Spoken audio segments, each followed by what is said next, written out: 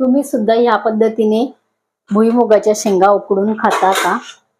कारण आत्ता आलेला आहे पावसाळा आणि पावसाळ्यामध्ये खूप साऱ्या प्रमाणामध्ये ओल्या भुईमुगाच्या शेंगा विकायला येतात.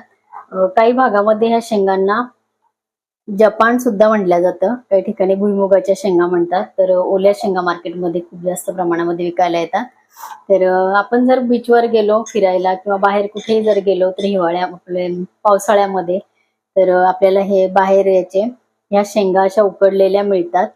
जशा बाहेर दिसतात सेम तशाच पद्धतीने आपण या शेंगा करू शकतो. याचा कलर बघा आहेच.